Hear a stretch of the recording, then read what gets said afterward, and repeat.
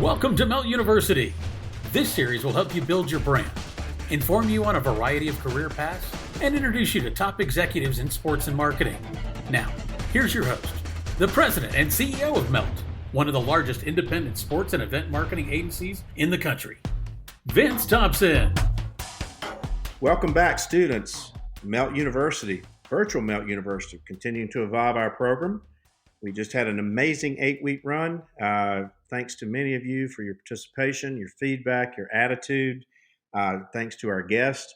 It's been amazing. And as we chug into August and chug into fall and hopefully chug into a fall full of sports all the way around, it could be an amazing fall with both the Masters and college football and NFL football and NBA and MLB and all played on the same weekend, which would be phenomenal. But today we have an extraordinarily special guest who is at the forefront of a lot of things that we have been talking about and we're talking about in the sports world and sports industry world. She's a leader and a pioneer, and I have such a high regard for her and personal regard for her as well. Raleigh Gray is the Senior Director of Athlete Exchange at Wasserman, the Wasserman Agency, and founder of Much Love Sports. And we've talked about, Casey Wasserman and Wasserman, one of the leaders in the global sports marketing industry, the chairman of the 2028 Olympic Committee. We'll talk a little bit about that today. But Raleigh graduated from University of Virginia. I think I still owe her a bet from the Auburn Final Four in 2019.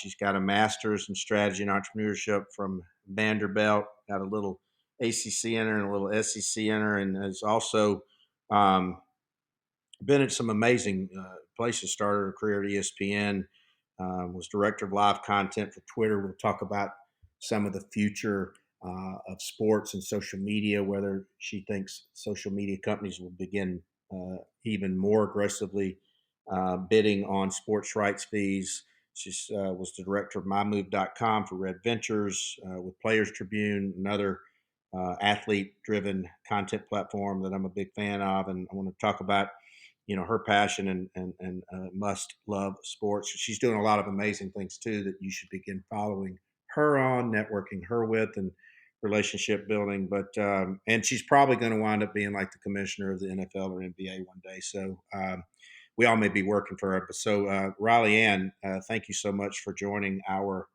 virtual Melt University.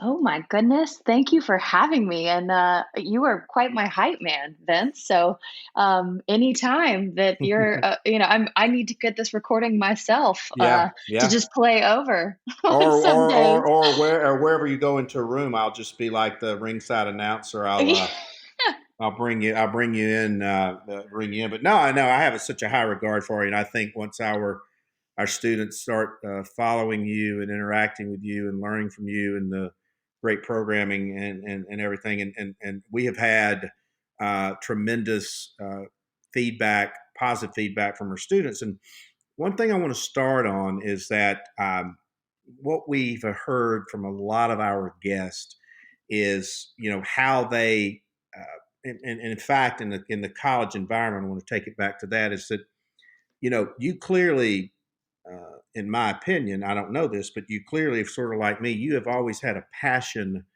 for sports and the sports business. Where did that start for and with you? And then in your college days, how did you manifest that? Sure. So again, thank you guys so much for having me. And to all the students, I apologize. Your summer was initially supposed to be a little different, but it sounds like from what I'm hearing and what I suspect certainly that Vince set you up in the best way possible. And Melt U is always one of my favorite stops in the summer. So I'm honored to be here. But yeah, so in terms of what drove my initial interest in sports, I don't know about you guys, but every major family thing, I'm an only child, single parent, and every major family thing was a sporting event with my cousins. My birthday falls in October, so it's always football season. And we would go to my mom's alma mater, which I'm named after, Raleigh, North Carolina. It's NC Hmm. State, so it was either that. I did not realize that. I didn't realize There that. you go. Yeah. So it was either that or Jimmy Valvano. So I think she No, thought the wiser. I think she chose right. Yeah, but we would go to NC State games, and that was the highlight. I got to see my family. I got to enjoy sports, and I always had such an association with sports being really fun, regardless of the outcome of the game. Right? You're there for the experiential side, which you guys at Melt have such intense understanding and value of. So that started my love of sports. Then you get into high school and college, particularly for me playing sports in high school, you learn so much, right? I like to think of myself as a mildly smart person. I am not a book smart person. I think you Um, probably qualify for that. yeah, well, I learned more on the field with my coach and my Hmm. teammates than I learned in the classroom that at least I apply today. So that was sort of the next phase. And then when you get to your university, if you're lucky enough and you sort of value this when you're looking at schools, to go to a school that has sports programs, particularly for me going to UVA and it being in the ACC, still in the same conference as NC State, which creates some issues between my mom and I. And then now I'm married to a Carolina boy, so that's a whole Well, nother you got it. You situation. got house divided everywhere. Oh my goodness, we don't talk during basketball. Now we've decided the only game we can go to together is Virginia Duke because he is so adamant Yeah, against yeah. one that it helps offset the We other. almost find common ground in relationships. That's for sure. Exactly. So that fervor and excitement, then obviously channeled there, and I was able to get the great opportunity to work in the sports information department, and that's where my career really started to see this business of sports as So at opposed the to that. University of Virginia, and I'm not sure I remembered that because my experience came from the Auburn Sports Information Department. And one thing I want you to talk about as we continue this interview, but so many the Sports Information Department and the Athletic Department. There's so many great opportunities. But so how did you? And one thing we talk to our kids about is taking that shot and going in and volunteering. How did you make your way to the Virginia Sports Information Department? Absolutely. So obviously, I had a passion for what I was watching, classmates do on the field. But I decided to really channel that because Virginia at the time didn't necessarily have like a journalism program Right, and didn't right. have that extension. So I found it in working on the school newspaper, the Cavalier Daily, or working in other directions. And I started to talk to a lot of my friends who I could name, who some of them you know and work with, but who were writers for the Cavalier Daily on the sports side. And they were like, listen, we're pretty full up here. You're not going to get the access you want. You would have had to start, in your first year. That's what we call freshman year at Virginia. And I said, okay, well, what are some good extensions? And I said, go talk to Rich Murray over at the Sports Information office. He's the director, the SID, and talk to him, see if he's got anything. So I, of course, went in guns blazing, wanting to work on football and basketball, the revenue Right. sports. And that's not what was available. So I started just working on soccer and lacrosse and baseball because I had conversations with literally everyone in their office in my freshman year, knowing that an opportunity would come to fruition. I just had to be A, prepared to have had those conversations, and B, take whatever was going to be available because that was my only inroad. And I couldn't be picky in wanting football and basketball.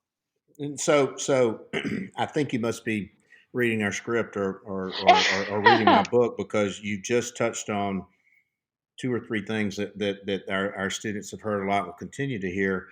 So literally in sort of a way, when you approached the student newspaper, you were told no. And you're like, okay, well, I'm gonna not accept that. And so what's the second choice? Well, go to sports information.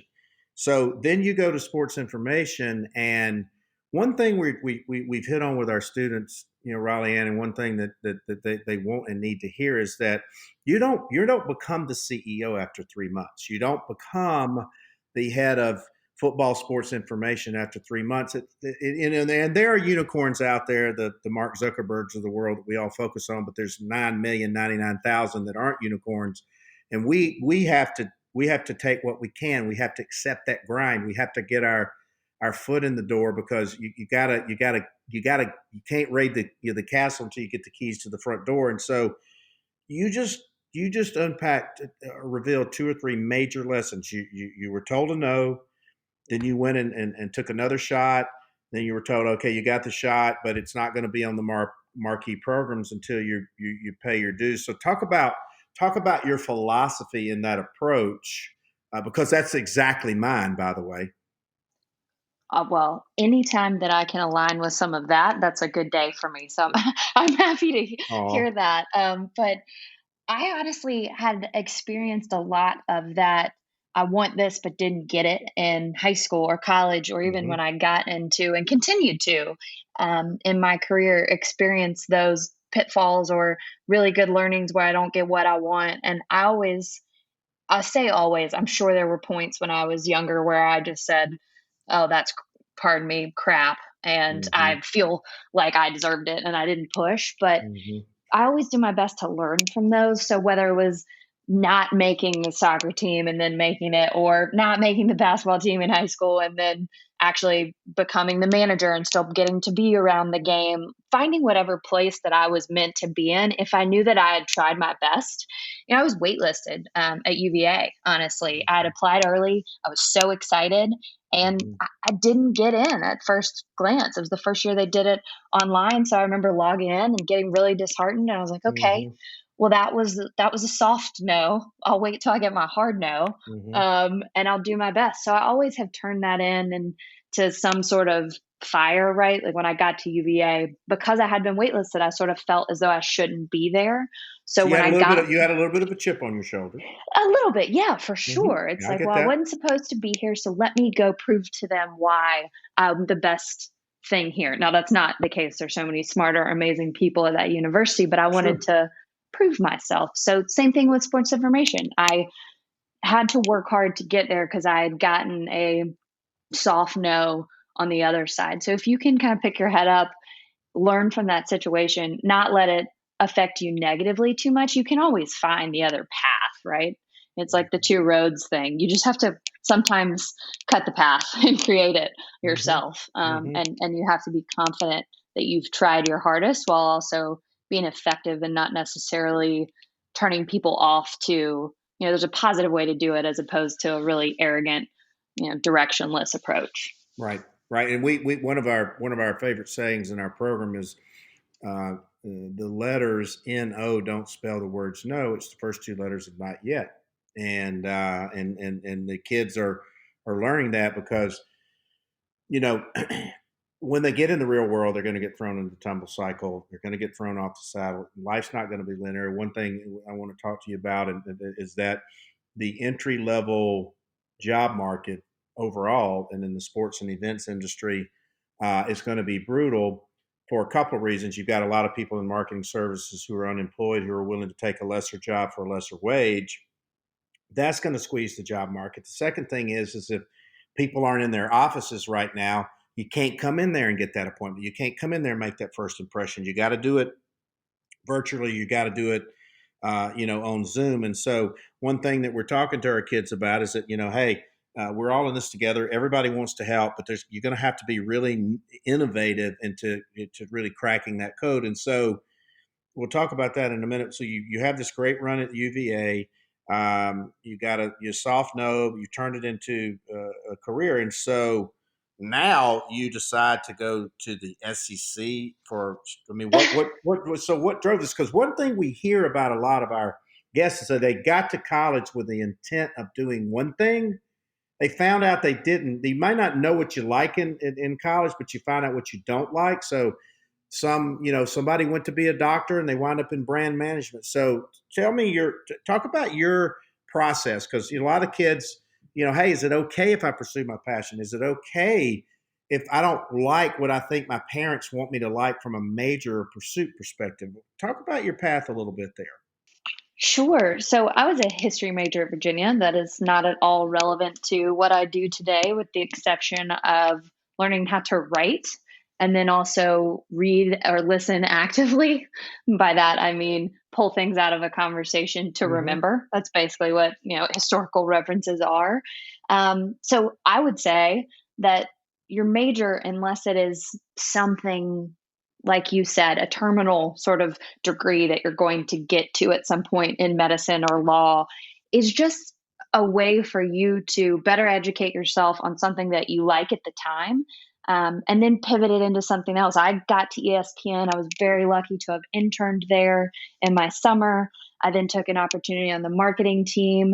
And when I got there, I realized how majorly deficient I was in the true structures of business, Hmm. things like operations, finance, accounting, all of these elements that, of course not. I was a history major. Of Hmm. course, I would not have had the Hmm. chance to learn them in the traditional curriculum. So that's why I, as you referenced the SEC part, went back to business school. And that was a very personal decision that a lot of people ask me about, particularly because I got to where I wanted to be at age 22. And while you said, yes, of course, I wasn't the CEO there, but I did say I want to work at ESPN, and I Hmm. managed to get there quickly. Hmm. So a lot of people were kind of looking at me crazy when I left my dream job, but you have to reevaluate and go chase other dreams, or else you're going to kind of stand still and be stagnant over Right. the course of time. So it was helpful for me to recognize my flaws and deficiencies quickly, and then also say, okay, I'm confident enough in myself getting off this amazing rocket ship and journey to pivot into,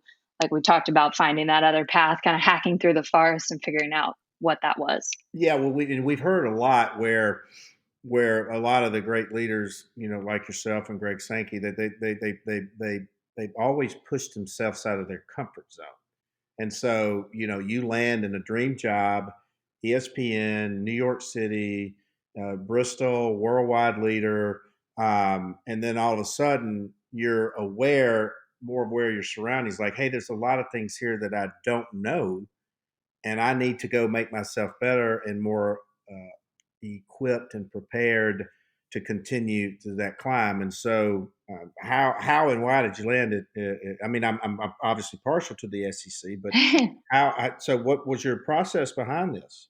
Yeah, sure. So I actually grew up in Nashville, Tennessee, Uh huh. and my dad, who passed when I was young, went to Vanderbilt. So I very much considered, Wow. okay, I, Hmm. I could go to Carolina and UNC, and I could be back where some of my family is, and they've got great journalism school juxtaposed to their MBA program. Maybe that's what I want to do. I could go back to UVA, and I could try and duplicate that undergrad experience that I loved so much. Hmm. Or, and honestly, Nashville's grown so much. So this is more of my ignorance than anything. But, when I left at age 18, I sort of wrote it off as this one horse town, which it certainly was not then and definitely is not No, it's now. not. It's not now. It's Um, crazy. Yeah, it's crazy. yeah, I mean, there's more cranes there than anywhere with Yeah, new the state development. bird is the of Tennessee's the crane, like Atlanta. Exactly, exactly. So I was another proof point to myself is, hey, go back, see the value that this amazing town that raised you has in terms of business and industry that I wasn't necessarily exposed to, at least from my own passion and interest perspective. Of course, my mom was phenomenal at sharing what she worked on, but she worked in healthcare. That wasn't something for me. That wasn't what I was focused on. It Right. was more of a, let's go to a smaller program in the Southeast where I may end up, you know, staying for a lot longer, or at least will have a lot of um, association with for the rest of my life, because it's also where I grew up. Hmm. You do Vandy, which is obviously amazing master's program. From there, do you go to Twitter from there? Yes, but there's that TikTok that's going around right now where it's like a one singular arrow, and then there's another one where it's just a jagged arrow between a whole bunch of points. Yes. Um, Yeah, as we as call that life is not linear. Yes, that's 1,000% true, and it seems I'm picking up on my career at least aligns with a lot of your themes for the summer. If at first you don't succeed, Oh yeah. fail a lot, make it Yep. nonlinear, and then you can come up with what's next. But I had interned actually actually in Atlanta at Credit Suisse for the summer, and was working on the banking side of the world because I really wanted to push myself in that finance piece that I had missing. And it wasn't for me. It wasn't a passion point. I was happy to have learned it, but I'd always been interested at that intersection of media, technology, and sports. So I went out to San Francisco. Vanderbilt called me actually when we were supposed to have our numbers in for how many people were employed by a certain date for U.S. News and World Report. Asked me if I wanted to take my Credit Suisse offer back.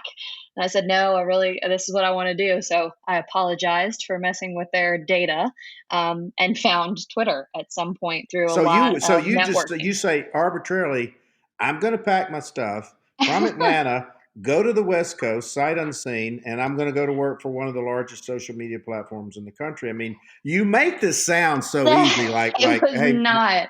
So it was not. I'll tell you a hilarious story, which is now funny, but at the time was devastating. I was borrowing friends' apartments who were in their training in New York for the summer, because that was the far more economical way for me to actually get things done. So I was borrowing a friend's apartment. It was Seafair this weekend they have where they have the Blue Angels fly. So you know how loud those planes, the Navy fighter planes, are. And I had an interview with this gentleman at Twitter who was amazing, who had come from Google. And I had prepared, extensively for the interview. I'd done a lot of research on the company. I'd looked at his profile. I'd considered questions he might ask me. And it was my understanding that it was just supposed to be sort of the personality part of the interview, but he had worked at Google and he came hot from the case study side of things. Oh, wow. So he asked me a question. It was a market sizing question. He asked me how many basketballs there were in the United States. The Blue Angels are over my head. It's loud and I'm in somebody else's apartment. So I am just not focused. I'm kind of losing my marbles at this point. I don't size it well. Get off the phone and, I'm devastated, crying, and send an email to the person who had helped me get the interview, apologize if I let him down. And then I get an email from the guy I'd been interviewing with, and he said, listen, the person that had introduced us said that you were really disappointed in yourself, and I'd like to give you another chance. I'll be in the car for the next hour. Holy cow. Yeah. So, okay. So divine intervention. Exactly. And very kind of him. But also, if you didn't send the email right after and you didn't evaluate yourself quickly, you don't get there. So I get back on the phone. But let's talk about this. The guy had empathy. So you knew you had a shared value system, which Absolutely. was an emotional connecting point. And these are these intangible things that we're talking to our kids about in this environment. So within an hour, you kind of like your head's on a pivot and you're back on the phone with him.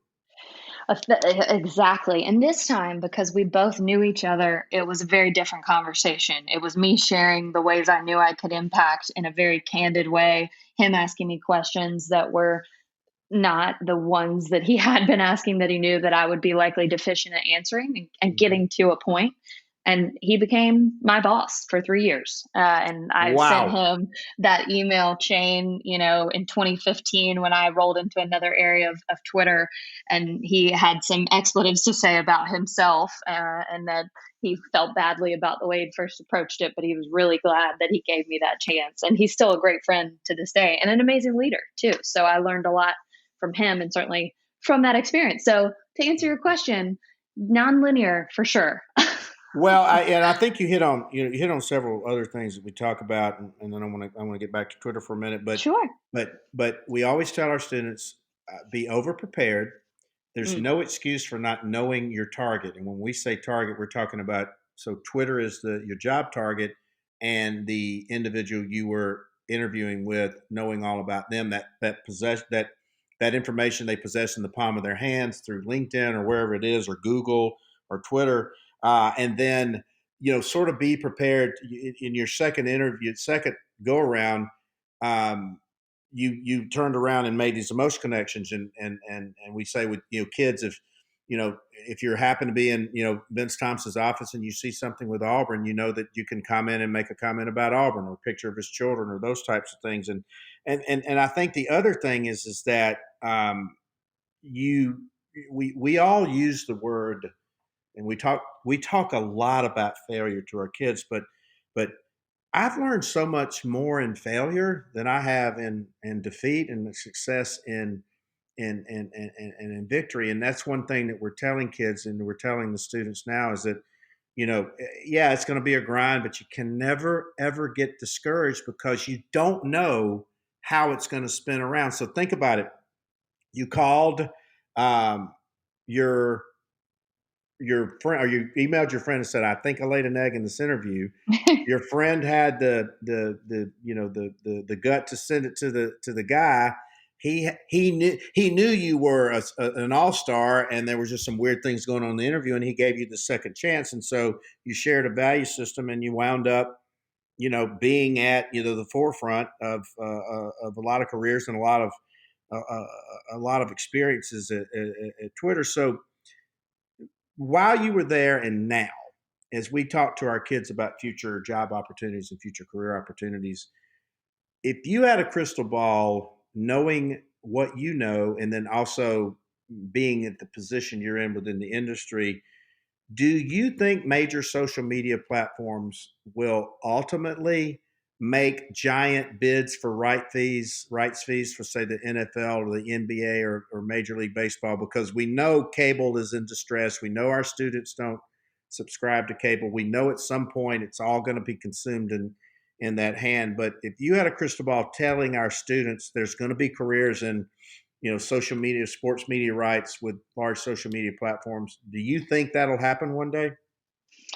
It's an interesting question. My last role at Twitter was to work with our team functionally to work on building the NFL live rights that we had acquired and then bring in Mhm. other live rights. And the difficulty with live rights is they are cost prohibitive to a lot of people who don't have the deeper pockets. So that's Mhm. not to say that a TikTok or Snapchat or Twitter can't play in that space, but is Mhm. their money well spent to do that? Facebook is in and of itself its own content behemoth, and I think has sort of leapfrogged the whole idea of being a social media platform at its core. It certainly has social media platforms like Right. Instagram in its purview, but it's not solely what it does. I think what I see for those OTTs, those over the tops that are going to have the rights, is something like a DAZN, right? Who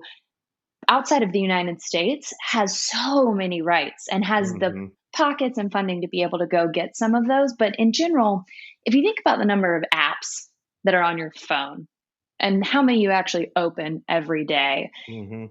our content consumption, if you think of it in terms of those apps, has expanded so much. And I think it's going to contract.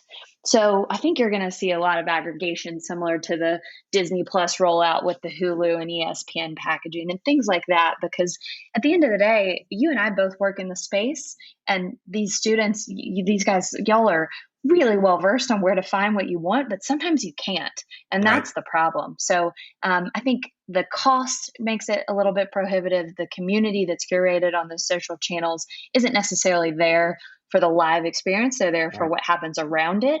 And then, of course, there's this expansion that now has to contract and come back and add value, in that you're coming to these few places because those are the few you've chosen to matter to you.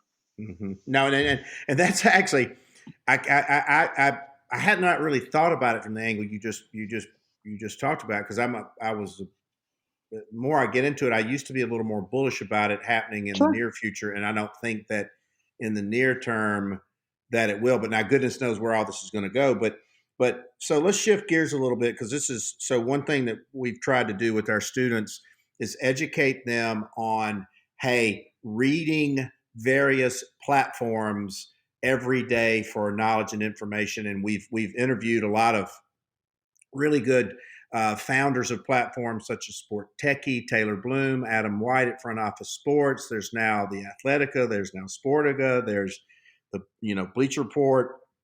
There's the Ringer. There's Outkick. I mean, there's amazing career opportunities in that. But Players Tribune was sort of one of the ones that were at the forefront very early. It was financed by famous athletes such as Derek Jeter, as I understand it. And so I want you to kind of two-part question your experience at the Players Tribune. Obviously, you interacted with some very high-level people like Jeter, and then other career opportunities in these new and emerging platforms, and using these new and emerging platforms as sources to do studying to find out where the opportunities are and who are driving the opportunities. At the D1.ticker, athletic director, I mean, there's just a lot of really, really good platforms out there that didn't exist even when you were coming through, and damn sure didn't exist when I was coming through. Yeah, absolutely. As you think about it, it still it almost derives from the whole Facebook shift a few years ago, where they started to focus on community, and all of a sudden you start to curate these other communities. I'm not saying there's the direct correlation, but there is sort of the way that a big company like that gets you to think. Even with Apple, just as we're talking, I can point 5 different devices that are Apple that are in front of me. So, what I think that's interesting about those platforms you mentioned is there's a perspective and a community there. And what Players Tribune, TPT, as we call it, has done so well is they've taken the voice of the athlete.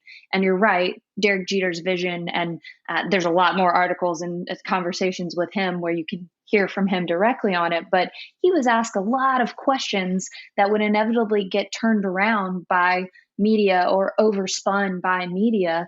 And he really wanted the opportunity to tell his story, not necessarily in the short form social media, at the time, 140 characters for Twitter or a quick photo on Instagram. He wanted some depth to the conversation. And that's what the Players Tribune at the outset wanted to do. And that's what Uninterrupted and Maverick Carter and LeBron have done with storytelling there, or even, what we do at Wasserman for our athletes, to say that it's their channel. What's their story? How do they want to tell it? It's not their day job, but we're happy to help them with it, right? Because we do it as a day job. So these emerging platforms, be it Front Office Sports or any of the others that you mentioned, have their communities, they're curated, and they're sharing remarkable information about the sports industry, and they're highlighting the key players and then a lot of themes. And to your question, that's where I think you can glean a lot of information to know what's going to be next and how you should focus on it. Just right now, we're all focused on the NBA and how they're curating an amazing fanless experience. Well, maybe you're interested in the future of live events and what that looks like. Follow everything related to the NBA right now, because you're going to understand it. So that's what these content and emerging platforms allow for, is just greater information and curation and community. Yeah, and one thing that we're hearing and seeing a lot of is that, to your point, these athletes, they now have those platforms to tell the story and say the things that they want to say without a filter, a traditional newspaper, or something like that. They have the ability to build these massive followings. They are sophisticated. They have the resources, and we see that trend following now into name, image, and likeness and college athletics. And I think it's going to happen fast and rapid, as well. And so that's you just hit on a big thing. Study these platforms, study how they're done, study what they're doing, and then I'm ashamed of how much I'm not, but I read so much. But I read for context, not just the article. I read to see if Raleigh Ann Gray is quoted, and then I'm going to try to track her down through LinkedIn, or I'm going to try to hit her up on LinkedIn and begin a dialogue with her and form a relationship with. But I want to speaking of passions, because I'm really, first of all, I'm really proud of you of what you've done, and I want you to tell our students and our listeners about Must Love Sports, because, like I said, it's one of my favorite things that you're doing. I know it's a passion project, like mine is a passion project. We pour our passion and heart into these things, but I think that it's some of the things you're doing could be so helpful and insightful to our students, and I want to open their eyes up to how your project, your platform can help them. Sure. So, and thank you, obviously, for the chance to talk about it, because you have been such a champion of students and their growth. And I know we met in 2014 at the Coca-Cola Summit that you guys were planning, Yeah. but we've stayed in touch, and I've been able to watch and draft off the things that you've been doing, and having met you. So I appreciate that. But Must Love Sports honestly came out of me taking a minute for my personal life instead of professional, and getting married and needing to move cross country where my husband, now husband, but at time fiance, was living in North Hmm. Carolina. And I Hmm. initially started it as a consulting firm, really just an LLC to park the things that I was working on with some great partners. Hmm. And once I got full time with either Players Tribune or with Wasserman, it really just became this sort of networking community. When things would come up, we would band together and have conversations, or we always get together at NBA All Star. We have a, you know, biannual ladies in the game dinner, just stuff like that. Just an opportunity to collaborate without any other context than we are in the sports industry. It's fun, and these are great people. Hmm. But in the end of April, and I know you guest lecture at Auburn, and for a lot of your friends to talk to them about what you do, and because I've seen you do it, I've done the same. If there are friends that are teaching classes, then I'll come in and share what I've been working on or anything like Hmm. that. And a lot of students from those emailed me in the end of April, namely two women from Wake Forest, and said, "Hey, our internships are gone," and they had great internships, Oh yeah. really quality organizations who are not at fault for having to cancel because they needed to take care of their current employees, right? They're Yeah. worried about that environment. So the students reach out to me, and I literally just wrote back, "I think I can help, dot, dot, dot." And in about 6 weeks, we turned around a 10-week immersive internship program, quite similar to your No, pivot. it's incredible. I Um, love it. yeah, and we've had 264 students in the core program Mm. and 355 in the total, and it ends on Friday. But stay tuned for what's next, much Well, like what I hear you're I working maybe hear a on. merger and a fusion in our Yeah. future together, future professional marriage, where we Hey, bring these things, where we please, bring these M&A things activity together. with you would be Yeah, great. yeah. But well, but because I will tell you now, and I want to segue into this a little bit, is that what I am hearing from a lot of students, and I know you hear it as well, is a couple of things. Is one is that they are getting great education within the walls, but they may not recognize that they're in the campus is the ultimate professional laboratory. And you came out of Virginia, and I came out of Auburn. We knew we had put ourselves in that upper 5 percentile to get that coveted first job. It's going to be more competitive, and also the other thing that we've uncovered, though, interestingly, is interviewing, say, the athletic director of Auburn, Alan Green, Ross Bjork at Texas A&M, Greg McGarity, is that there are so many other new opportunities within athletic departments. It had really never dawned on me that mental health was a big need area for the student athletes. So that's a burgeoning topic. With name, image, and likeness, is passed in 21, and I'm an advocate for passing it next week. If the kids are going to risk to play, let them pay it or get their money. But the compliance issues and rules following within the NCAA, or what is the fan experience going to look like, particularly in the college environment, because those facilities are not as sophisticated as, say, the Mercedes-Benz Dome or Levi Stadium, or some of the new, more sophisticated professional arenas. And so we're uncovering a lot of that. But the program that you offer is like similar to kind of what we're doing, is enlightening the kids and pushing them out of their comfort zone, and they may not even recognize that that these opportunities are in front of them. And even as rudimentary things as helping build your LinkedIn page, policing your social media, the right format to the resume to get your attention. So talk about the guts of the program, and how can our kids take advantage of your generosity in your program as well, and hopefully, like I said, we're going to work together one day. Yeah, absolutely. I mean, that would be remarkable. So, big things to come. You guys heard it here first. But Yeah, that's right. the crux of the program was to really, again, focus at that intersection of media, technology, and sports, and almost illustrate what I didn't know when I was coming out of school. Just because honestly, we Or didn't have sort of the platforms that you're talking about, right? You didn't have Mhm. all of this knowledge at your fingertips because it wasn't shared more broadly. LinkedIn wasn't totally a thing that was as valuable as it is now. And we started at the top with leagues and teams, but then we worked our way through community and innovation and content, gaming, esports, all the things that you guys covered.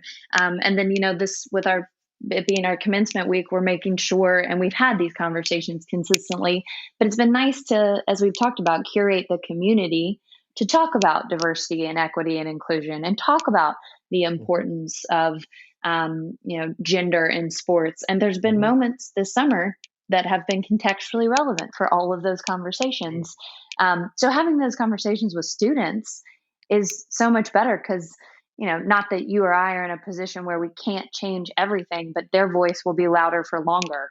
Oh yeah. And Oh yeah. it's awesome to know that they're focused on this stuff probably earlier, or at least when speaking for myself, than I was exposed to it in my career. Mhm. So at least it's a conversation we're having as opposed to the stuff that sort of happens in conversations behind closed doors and no one really acknowledges. Well, the thing about it is, and I think you've hit on something giant that all of us in the sports industry aspire to be in, and is that sports is now a true reflection of culture and society, and society and culture is now a true reflection of sports. But within that, it's going to create so many tremendous opportunities for this next generation of students because they are more sophisticated, they are more aware, they have more of this information at their fingertips. But let's talk about the other side of it for just a minute.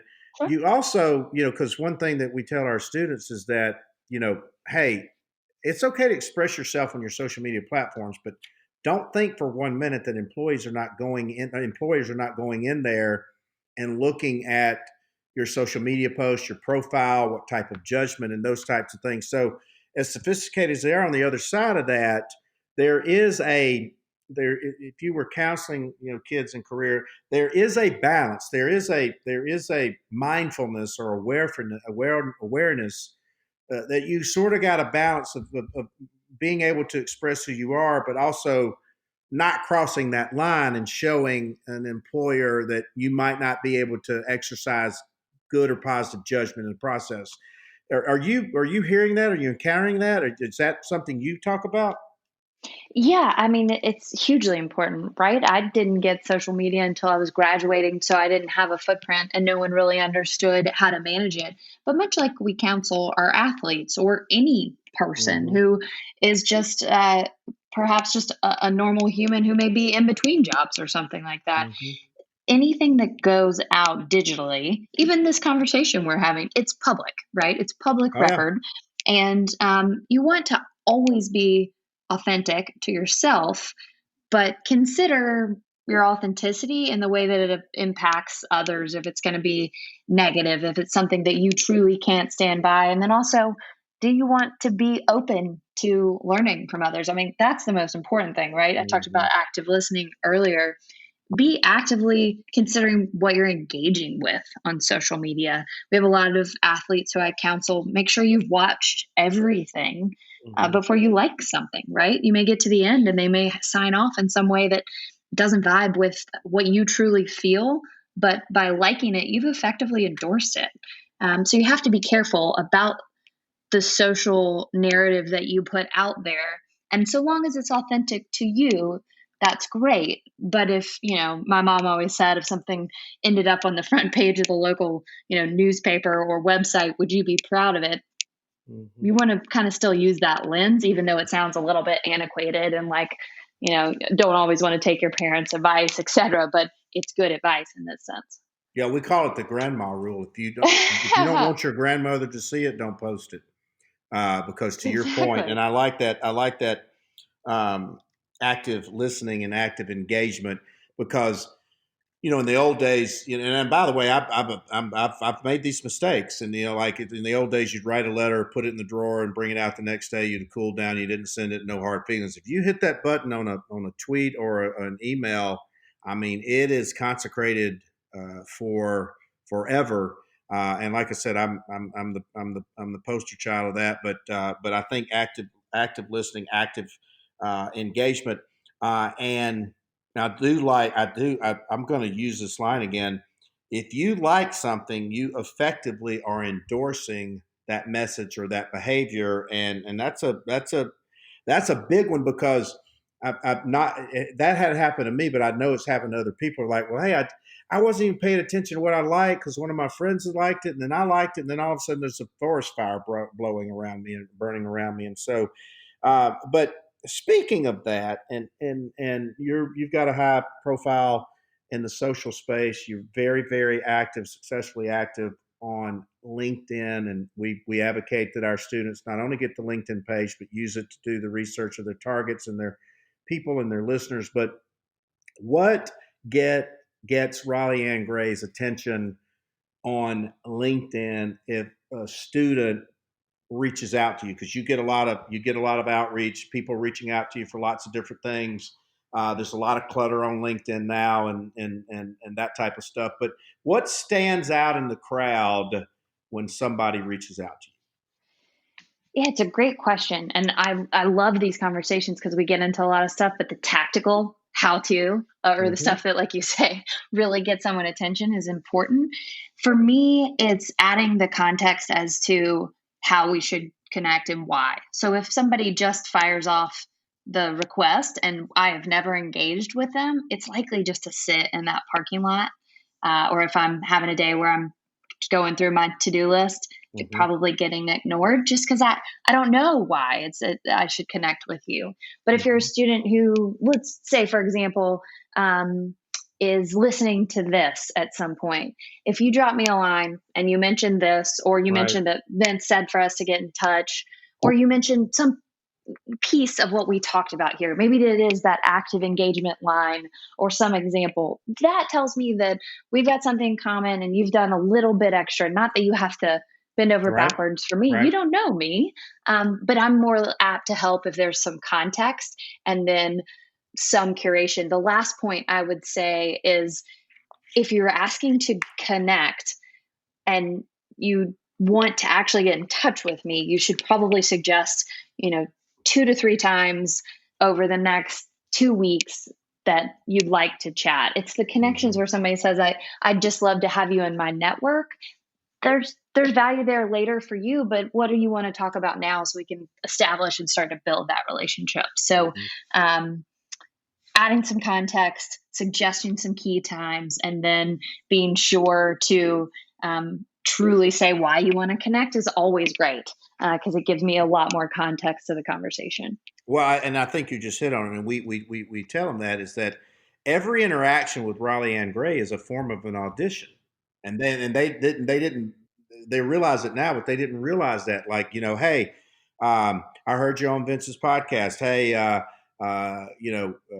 go Cavaliers or go Commodores, or I love what you're doing with Must Love, or you work for Casey Wasserman. What's that like? They're showing you that they've made the effort. They're showing you that they're self-starters. They're showing you that they've taken the initiative to take the time and research you. And the things that you're saying, you're only reinforcing that. And we also tell them that, you don't necessarily have to put the hard sell on because you're busy, I'm busy. There's a lot of busy people they're pursuing, but maybe just even a sort of a soft approach, what I call the softening of the target, and then a soft circle back and a polite nudge in a week or two. So I think what you've said has reinforced this. And so as we wrap today, we always like to ask our guests, like, what are your go-to resources, or what are your go-to books, or what are books that you recommend they read, or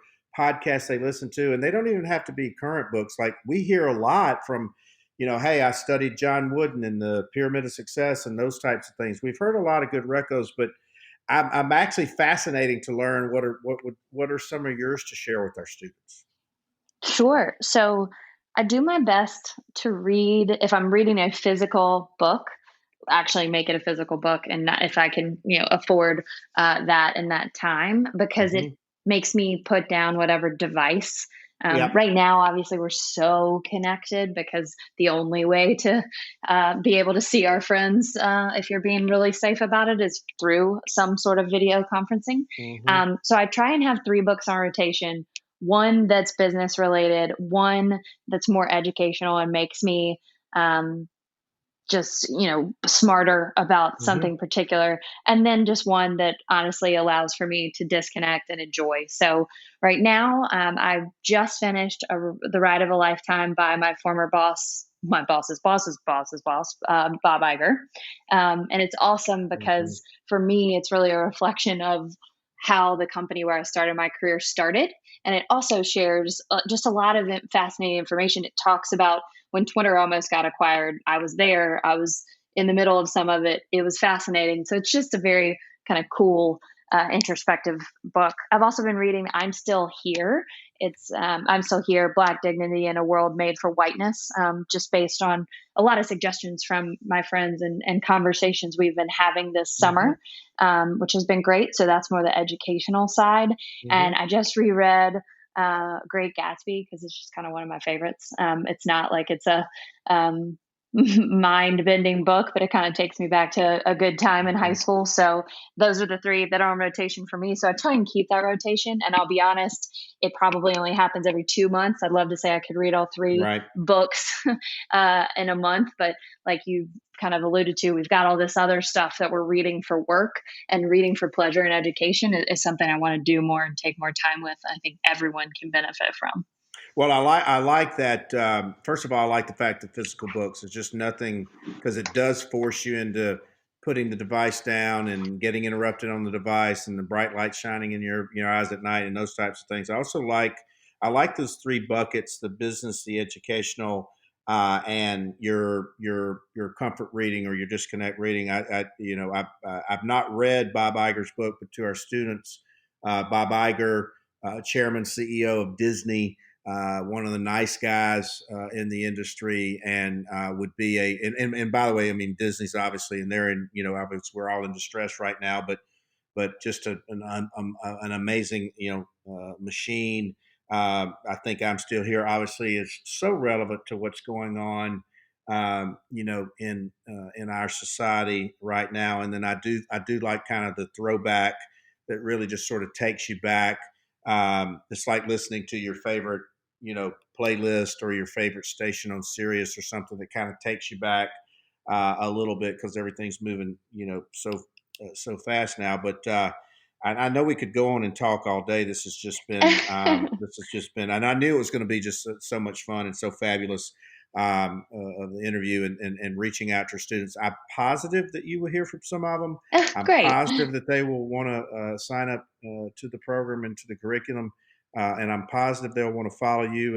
And I'll tell them stay tuned to what you and I may be doing together one day, because I've always wanted for us to do some great things together. And it's because it's funny, it's interesting now, like even 6 months ago, if you would reach out to somebody or a CMO with some crazy idea and they'd kick you off the phone or kick you out of their office, now they're like, hey, maybe I was thinking about me, or maybe this is not so crazy right now. And I think that for to our students' benefit, fortunately, as sophisticated as they are, they're going to find a lot of more open minds in this process than maybe they would have found 6 months. So we always say, in chaos is opportunity, and change is inevitable. Growth is optional. Choose wisely, and we're all having to make that wise choice right now. So Riley Ann Gray, executive with Wasserman, Casey Wasserman, the founder of Must Love Sports. Like I said, I owe her a bet from the UVA Auburn game, although I'm going to honor that bet under protest for various reasons. And You brought it up, not me. great career. I think you and Amy G a beer or something, but tremendous places: ESPN, Twitter, Players Tribune. I think our students and our listeners can see why that like I said, you'll probably be the commissioner of a major sports league one day, but in the passion and the energy and attitude and enthusiasm. So thank you so much for sharing your advice and words of wisdom with the students of Melt University. Beyond honored to have been here. And if I do become the commissioner of the NFL, as I would hope one day, I will spot this conversation as when everyone told me it had to happen, and I kept myself accountable. So Well, thank you so much. throw me a bone. You know, I'll probably be Absolutely. fishing on some pier somewhere, but I might still need to throw a bone. But we do Exactly. appreciate so much, and it's been so much time. Thank you for taking your time today with us. Great to be here. Thanks again, Vince. All right, Melt University, virtual Melt University. We've even removed the summer 2020 tag because we're heading into the fall, believe it or not. But Raleigh and Gray, thank you so much. Thanks, Vince. Hope you enjoyed today's virtual class. We'll be back soon with another edition of Melt University 2020.